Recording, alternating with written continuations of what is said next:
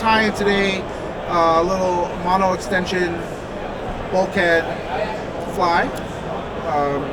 So the first thing you want to do is you make your mono straights out of 60-pound monofilament, and you want to burn one of the ends in order to prevent your bucktail from coming off when you're tying it in. Use some of this monofilament here as my tying thread, so I'm going to tie that in at the tip here.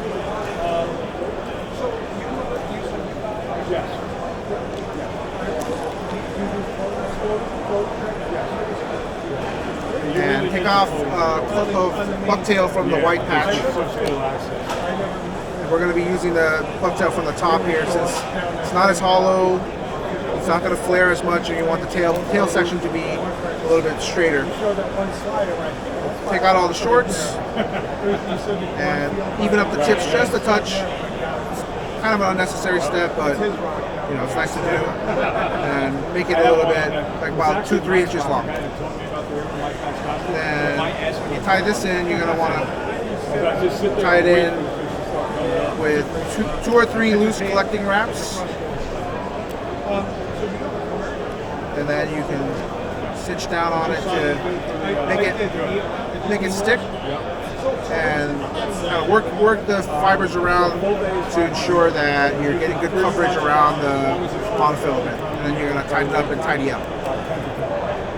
Alright, so then, given that it's the tail section, it's going to be doing a lot of wiggling. I like to add some flash to it, and you can add as much or as little flash as you like, and that's kind of the beauty of these bucktail patterns. You put in whatever you feel is good for the fish that you're fishing for. So after you kind of put it in, I veil it over itself to get a little bit of coverage in order to create a more pronounced tail. Right, like start Fort Riffle and so on. But if you're going to want to cover water and so on, even the places where you can find your way in. So that's your first tie-in. The other thing I forgot to do beforehand was I want to measure this out. And each of the tie-in points along this monofilament are going to be about ½ inch. So you get your nice handy-dandy ruler and measure it out. And I'm friends with all three of them, so we're never going to grab each other. So if you get on that... And of course, you can use the old-fashioned Bob Popovic's whip technique, tied in, so that you're getting a good solid hold on that. So you're going to advance your thread to the next tie-in point here, and get it situated in your vise again. And I'm going to go another clump of bucktail first, and then over top of that I'm going to add my first set of feathers. So I'm going to move down the bucktail from the tip a little bit further down as I move up on the fly itself, because I want more and more flare as I move forward. So I'm going to pull out the shorts as I did before, measure this to about 3/4 of the way to the previous tie-in. That's about the length that you want. And go ahead and cut this nice and flush like so, and tie it in the same way we did before. 3 wraps in, get a little close to it, move it around the mono a little bit to get some full coverage, and then tighten down on it. So that's the problem with the habits. The good news is they're stupid aggressive fish. And then if you go, the first week of June, typically, no, first week of June you're going to be. But the question is, what time of day are they going to happen? You'll get. Typically, I would say from. So, and I don't want to put another layer of flash in yet. I kind of like to alternate my flash. I'll do a flash, no flash, flash, no flash, flash, no flash. And so we'll reach for our saddle hackles, looking for some nice thin ones that are gonna kind of create that tail for you. And I'm gonna tent it over the second tie-in point here. So looking for feathers that are somewhat And then the streamers also paired. early in the morning. Doesn't have to be too long.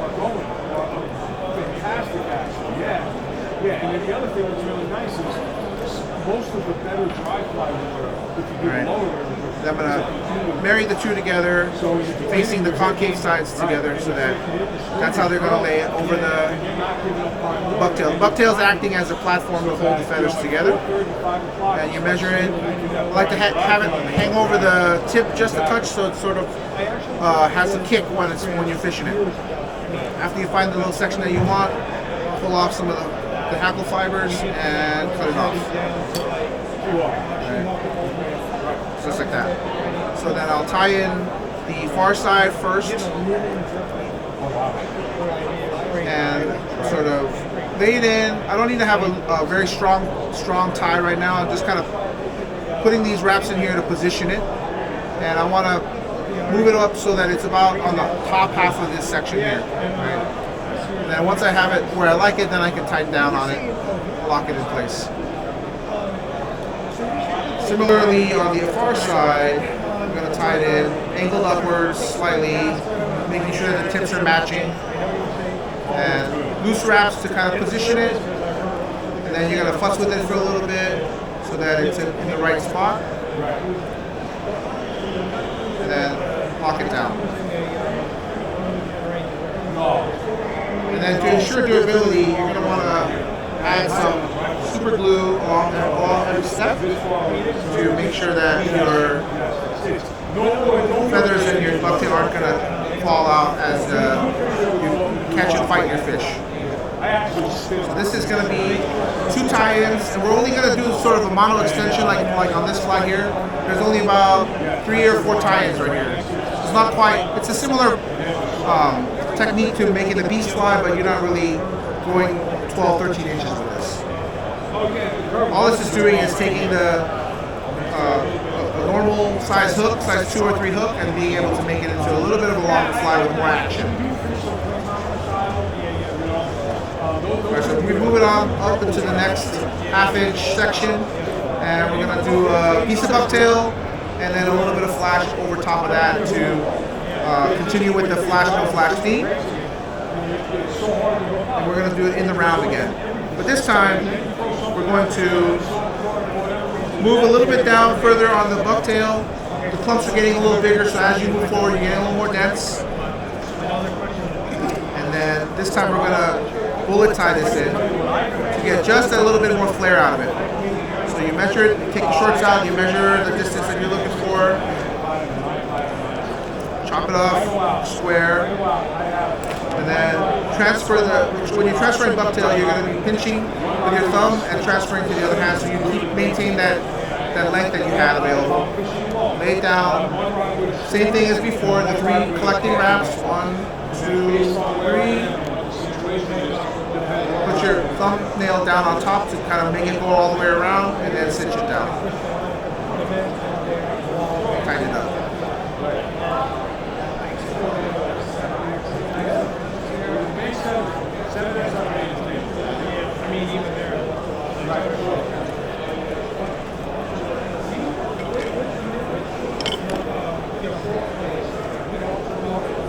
Okay, now this is where it gets fun. You got to use your handy-dandy big pen. That's the preferred tool of the trade. Of course, you can spend your money and buy a dedicated tool for this, but finding what you have available to you and using that is not a bad idea. So the first thing you want to do is sort of work your bucktail around and give it some breathing room, right? Because what you're going to want to do is to slide your pen through here, pulse it a couple times, give your bucktail some, coax it into the position that you want. So, maneuver the bucktail so it's spread out evenly 360 degrees, and push it back. Once it's back, you can kind of work it again, maneuver it into the veil that you're looking for, and use your mono to collect it into that bullet tie and cinch it down.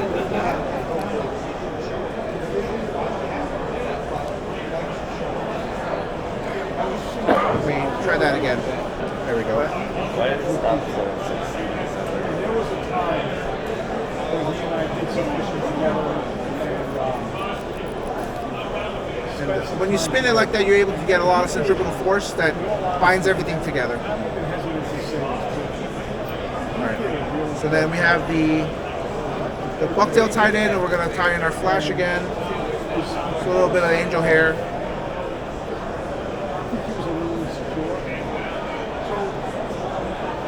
Wrapping it over the top, veiling it across.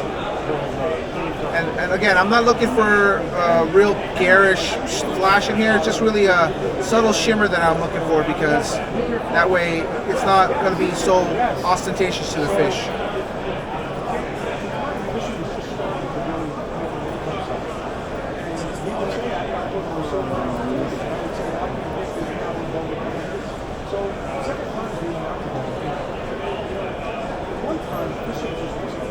And then we'll glue this in.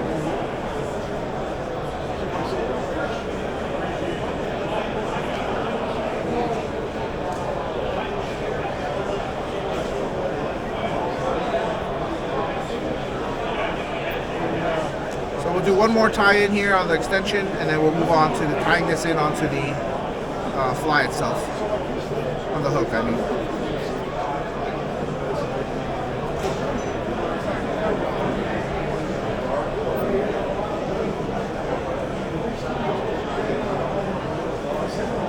So, thinking about where we want the color change to begin. So this is the back half of the fly. It's all white. And we're thinking about having a color fade going from white into the olivey range. So we can put in our first color here.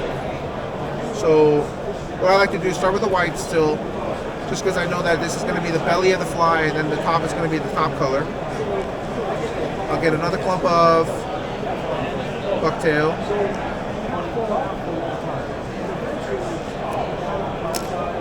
Strip out the shorts. Look at the tips, looks pretty good. Measure it out.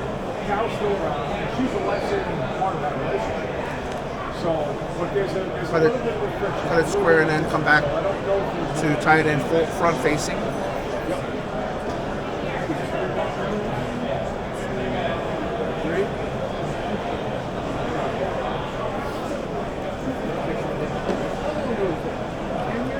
Then I'm going to add in a little bit of this kind of pinkish salmon color to add some depth to the fly. I was just thinking, I was wondering to myself if you played hockey today.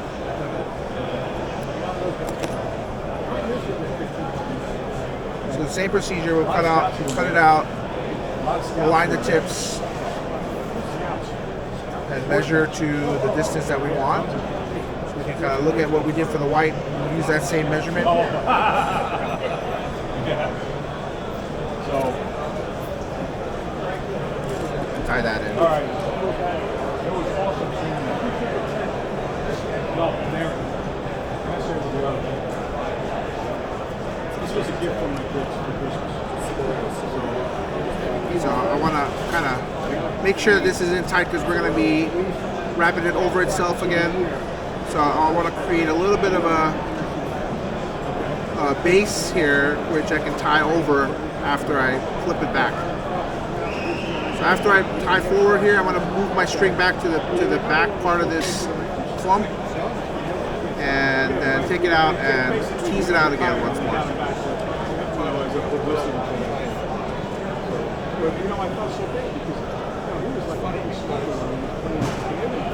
Bring it in the pen, close it a couple times.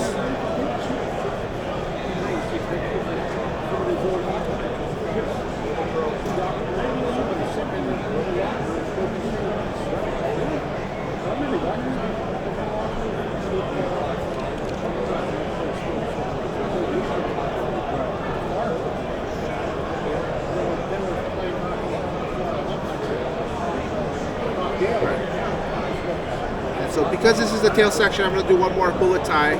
But as we move up the fly, we're going to be doing more hollow ties afterwards. So I'm making sure that this is tight and tight. Doing my whip to lock it in place and gluing it down. That's right. So the whole heart and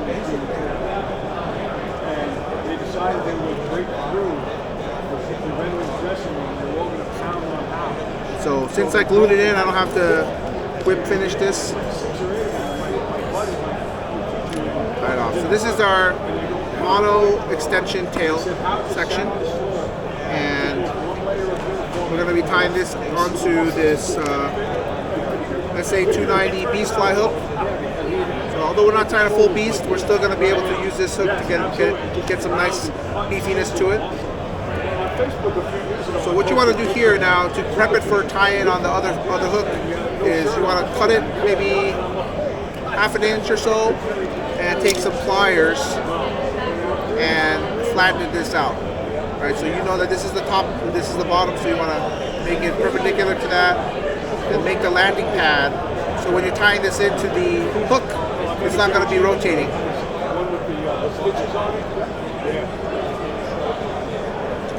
Kenny knows way more about hockey than I do, and his brother Bobby, his son is the equipment manager. Yes. Or assistant equipment manager. There we go. But he gets introduced every night.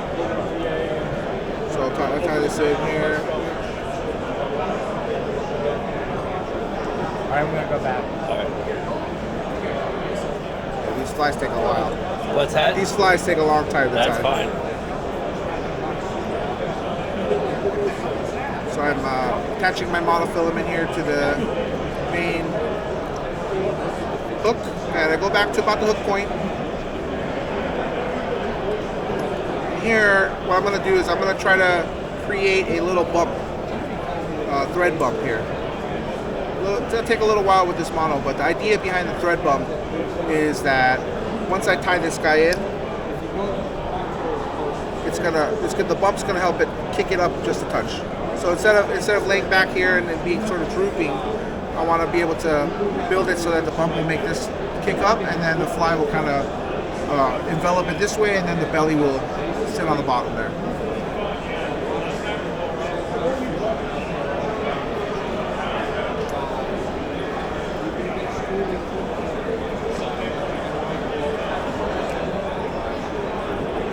Lay that in where you want it. I want the bump to hit that little section of the fly there.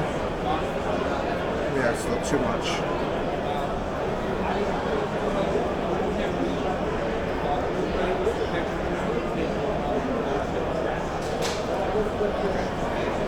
And lock that in.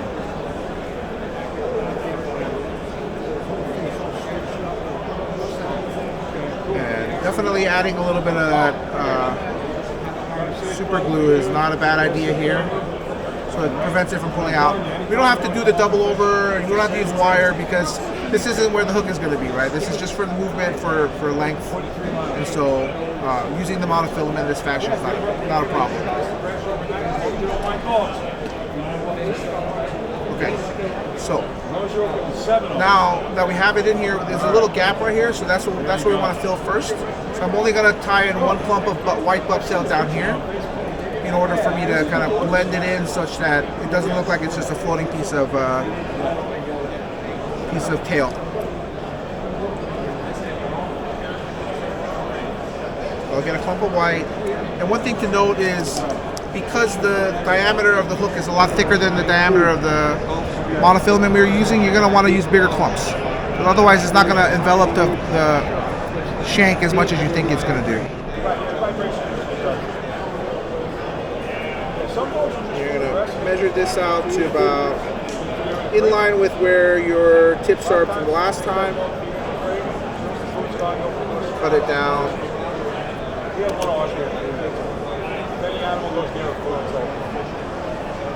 I can take my hand and I can run through the animal.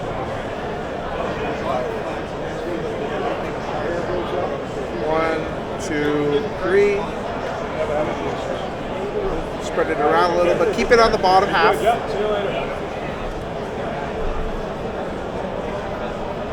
check your work, and then tie that in. Nice and hard. So you can see that now we kind of filled in that space that was empty earlier.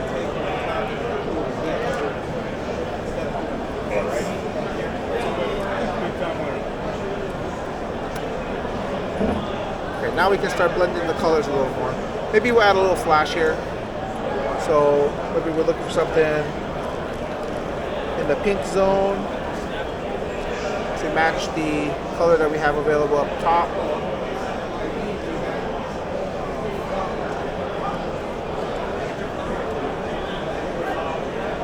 Alright.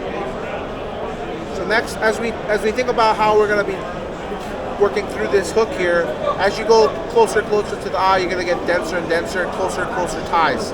So first tie you might start off at 1/2 inch, and then you'll move it in from a 1/2 inch to a little less than that, and more. And then the last 2 ties here, I'm going to be doing a reverse bulkhead to create the bulk and pushing the water without having the bulkhead butts sitting out there. So that's kind of the plan. So I'll move it over here about a 1/2 inch ahead of this tying point, and I'll do my clump of white on the bottom.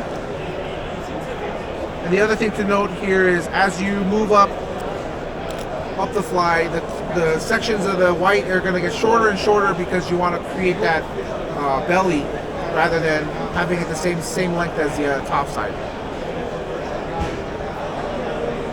So we'll measure this to be about here.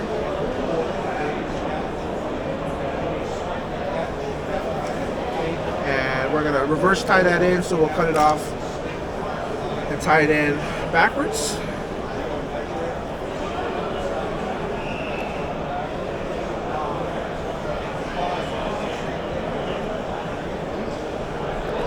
And distribute that on the bottom half of the fly as such.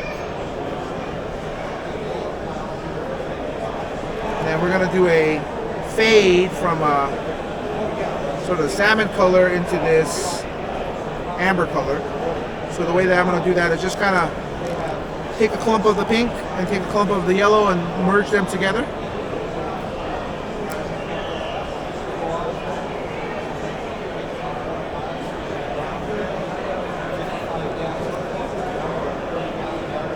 So I have them together like so, and then I'm going to kind of stack them, rip them apart, stack them together, rip them apart, stack them together, and sort of generally spin them in my fingers like this. And they'll start to blend together. And then I can even up the tips. And take out the shorts and measure to cut.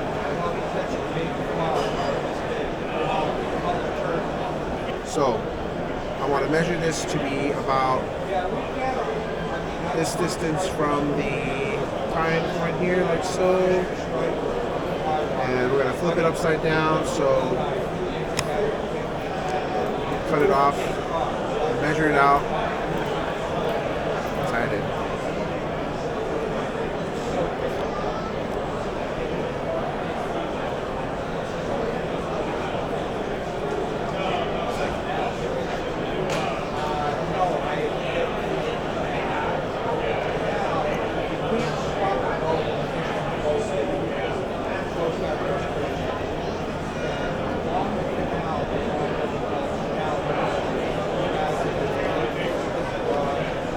After we tie that in, we're going to pulse it again to get it back where we want it. But this time we're going to do a hollow tie. Since we're not going to be doing the bullet head, we're going to move up the thread past the tie-in point and start to build a little bit of a thread dam right here in front. And while you're building this dam, the important thing is to kind of move back and forth. So you're not just building it here at the tie-in point. You're kind of creating more of a conical ramp there. So you can see it's already kind of pushing back. And as you start to work your thread into that thread dam, you'll start to see it pushing back further and further. And the important thing to note here is as you're tying close to the clump, if you pull on it tight, it's going to want to flare. So you're going to want to kind of loosely work your way backwards. loose wraps, and then move forward and tighten down up here. So it's starting to come together. Maybe a couple more wraps, then move on to the second tie-in.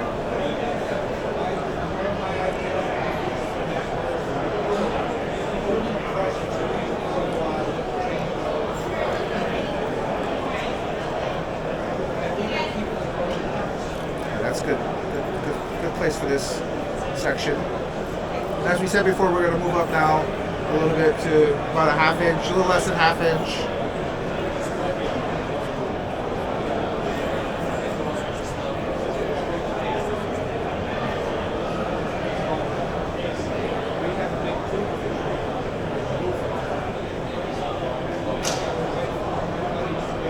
Okay, so now we're going to do a little more color fade, so we're going to do less pink and more of the amber color by itself.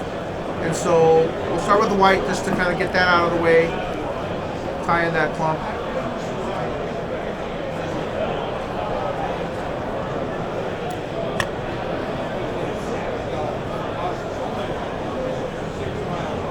Even up the tips, measure it out to about here. Reverse tie, so we're going to cut it a little bit longer and tie that in.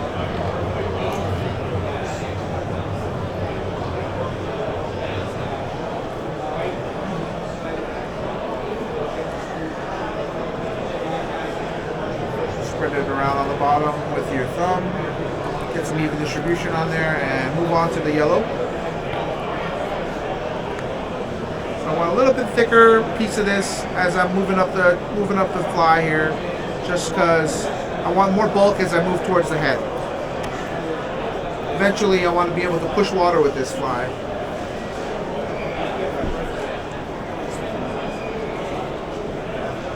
Let me measure this first. So, right about here, let me add a little bit of pink to it to help with the transition. Not a lot, but just to suggest that, hey, it's not just a clean break. All right, there's a little bit of color fading going on.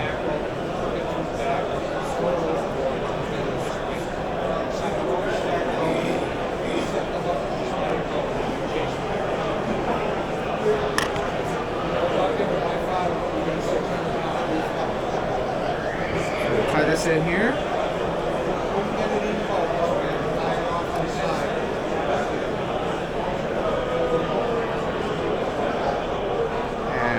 Lock it in.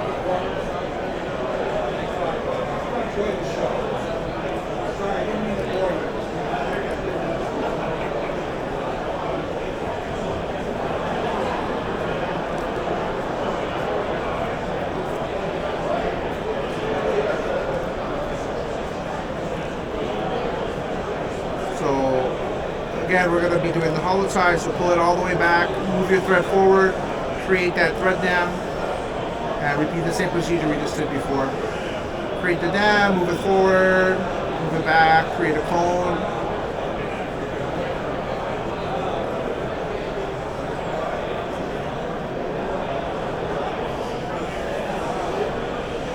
And continue to work your way back to help lay it down.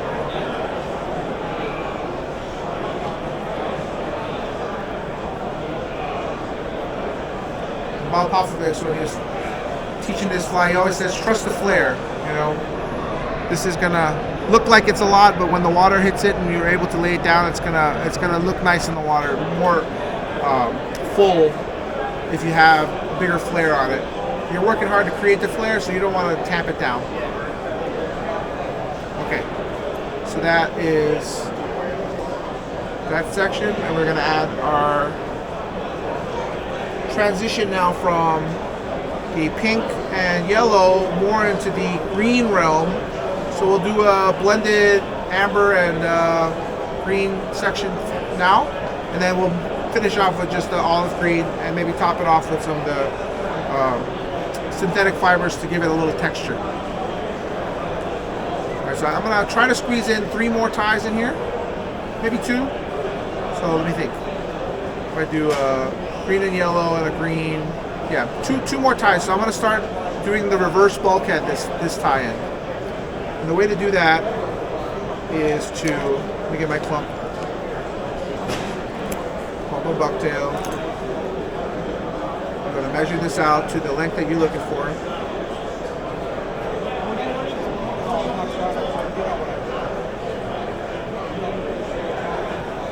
Alright. But this time what we're going to do is, instead of cutting it here, we want to give a little bit of extra room for this butt section to create the bulk. So I'm going to cut it right about here, but I'm still going to tie it where my fingers are. And you'll see what that looks like. When I tie it in like this. 1,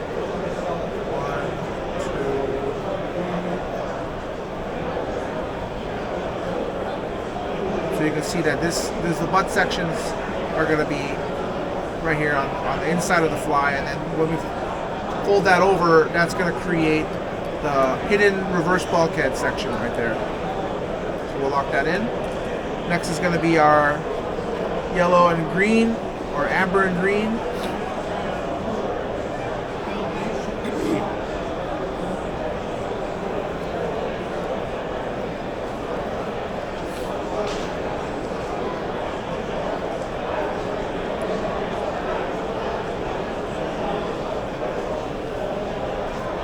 Mix the fibers together by taking it apart, putting it together.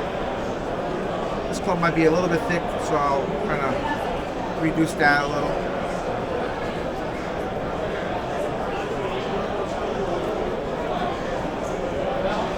Measure that out. And leaving some of the butts for the bulkhead.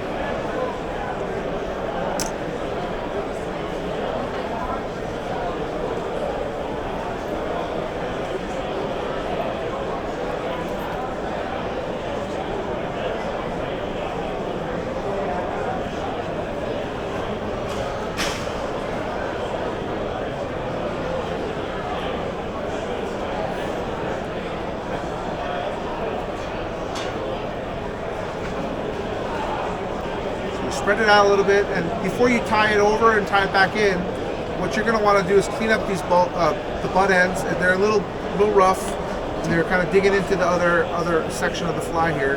So I like to hold my scissors at sort of a 45-degree angle and work my vise around to kind of trim up the butts so that they're not poking out of the fly later on.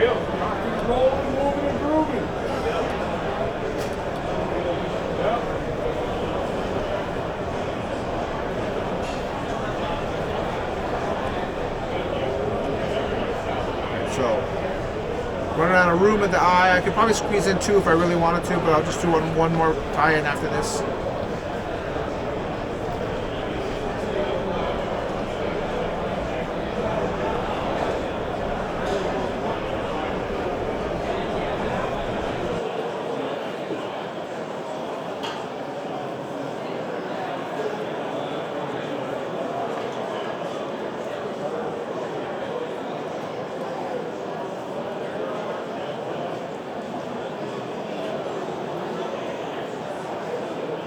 We're going to do one more hollow tie here.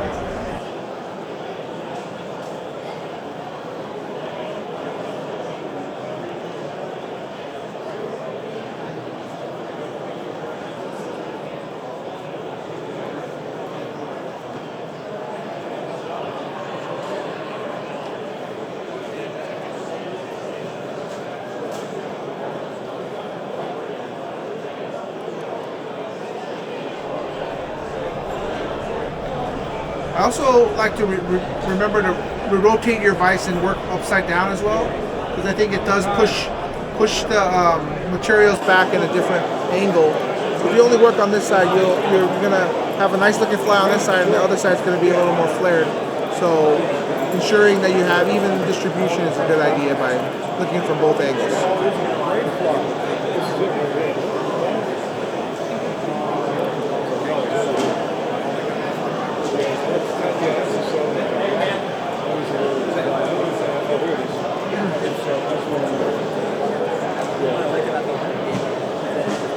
then the last section is going to be another reverse bulkhead, but we're going to extend the bulkhead part of it back to this section here so that we're creating more of that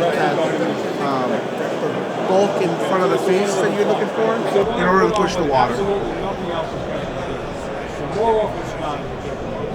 But some of those fish, some of them, not what we throw. So white clump on the bottom here, lining up the tips, measuring it out.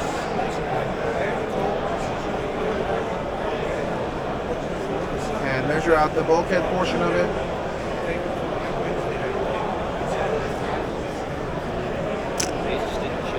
And we're going to tie that in right here at the bottom.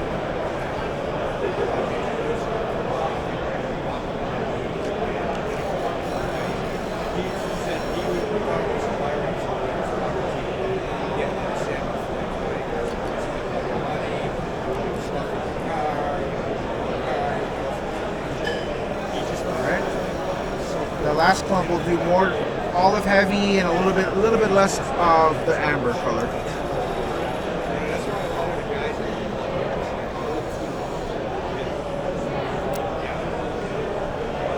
I'm pulling in more from the bottom of the bucktail now here because this is going to have a little more bulk to it, and it'll flare more, which is kind of what you're looking for when you're creating the hollow five.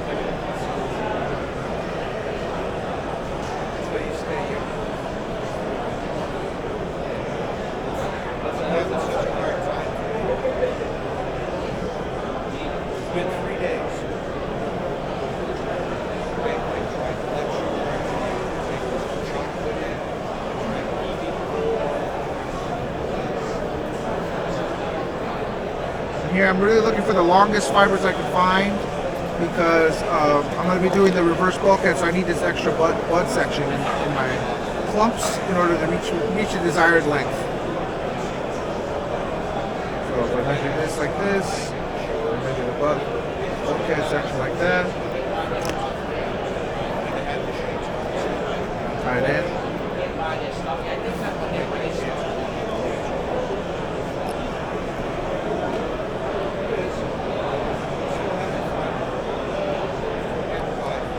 That it's distributed all the way halfway around the shank, and tighten it down.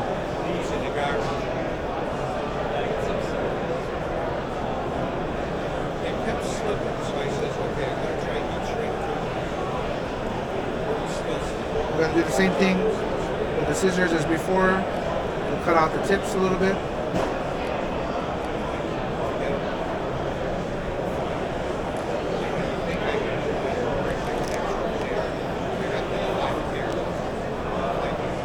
Push this back.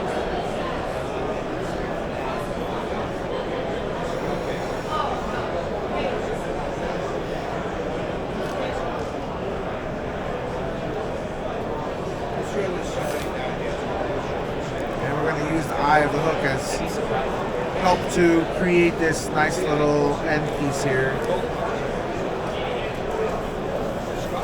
And create that thread down.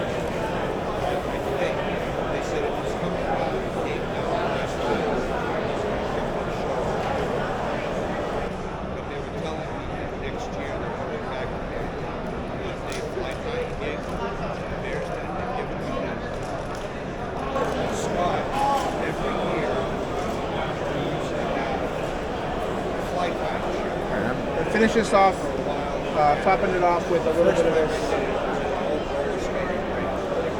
bit of squimpish hair. It'll kind of help blend it together and then give it a little bit of length on top here. So I'll cut out a clump and sort of grip stack it together in different directions so that we have a nice evenly distributed clump here with uneven tips. And lay it down, tie it in, and fold it back over itself.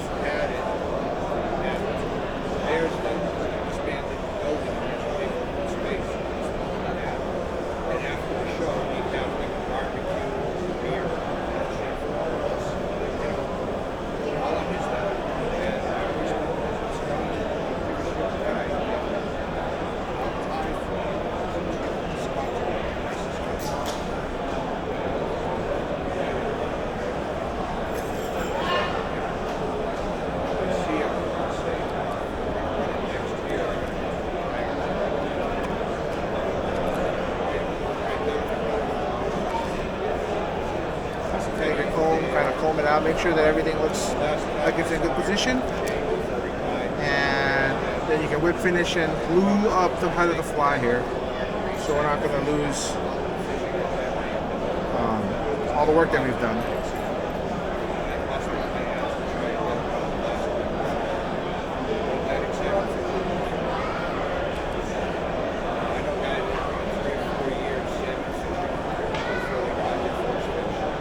With monofilament, I always do at least 2 or 3 of these whip finishes because I don't know, it might come out every now and again. So even though the glue's there, it's just an extra insurance policy.